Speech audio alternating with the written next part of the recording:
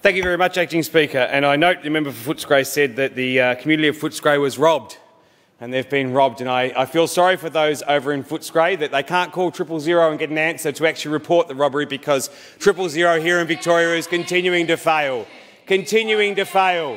We have got so many crises here in Victoria with our health sector, with 000. And I note the member for Footscray gets a little bit excited. It's fine, can get excited. However, must note, you've been in government for 19 of 23 years.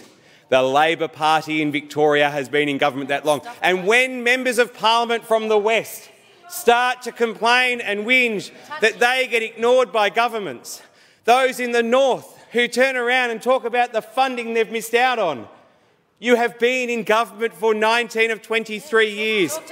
At least the member for Broadmeadows will stand up and talk about the positives of his electorate. He talks about the strengths of his electorate, the things that they've delivered, and then they disendorse him. I didn't have to go there, member for Broadmeadows, but as I've said, I've got your back because you should be staying here.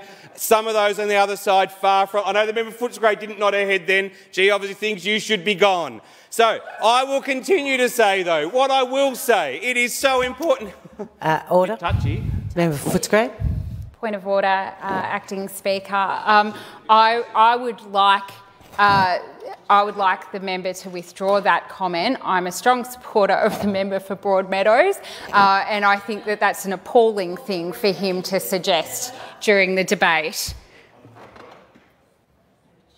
I would strongly suggest then that you go back to your factions and ask them to re-endorse the member for Broadmeadows, who has done a great job here in Victoria, and continue to keep him here in the seat that he is. Order. Disgraceful. You've seen the point of order?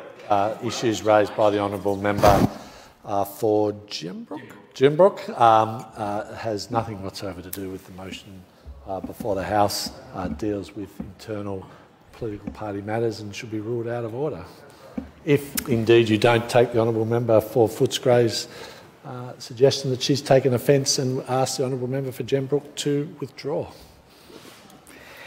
I ask that the member for Gembrook get back to the bill, please. Okay, I'll go back to the motion. I will continue on that motion of what we were saying about the Labor government has been in government for 19 of 23 years.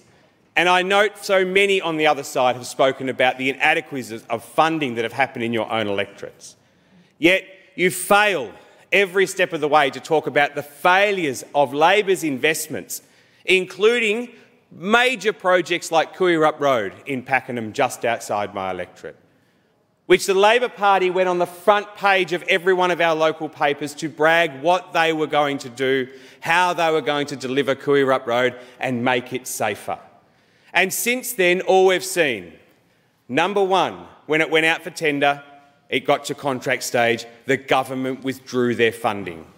They took away the funding that was there for Kooyurup Road, which since that date, 3 people have died on that road.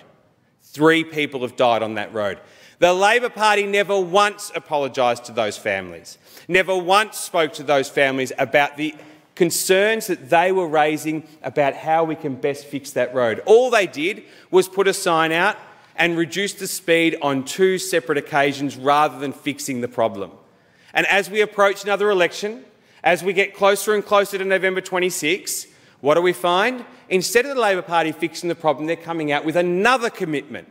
How can you trust the party that said they were going to fix it last time and didn't? And we've seen from this government the failures when it comes to Esther, and to turn around and say it was Kennett or it was the 4 years you were in government proves how incompetent this government is here in this state. Esther has failed now because of the investments of this government. We didn't direct them in the correct directions. They've put $15 million into consultancies rather than employing new staff. And don't ask us, go and speak to the Esther workers. Go and speak to the men and women who answer those phones and have to put up with the stress of having people who are dying at the moment whilst on hold here in the state. Listen to them, because they're the ones that have filled surveys in and asked the government specifically, If you want to work on the mental health and well-being of staff at ESTA, give us more staff. Don't put the extra $400,000 in a program for support. Give us more staff. And the government would not act on this. We asked question after question in this House. We raised it through media. Families went to the media. And it was only when the political pressure got so hot did the government come out and act and say, we're going to put 43 new staff on. And even then, those 43 staff which were promised in 2021 still hadn't been delivered when we got through to January and February of 2022.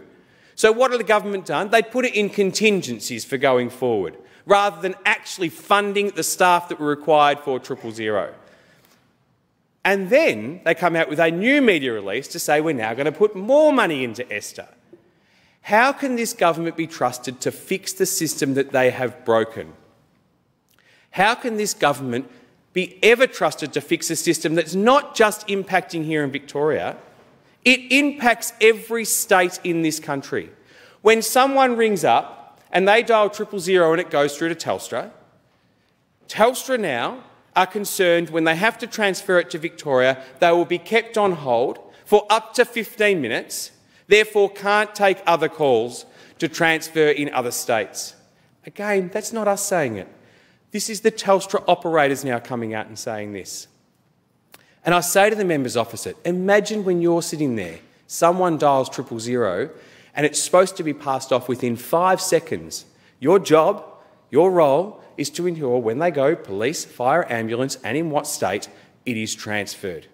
I would hate to imagine what goes through the mind of a 000 call operator from Telstra when they go, ambulance, Victoria.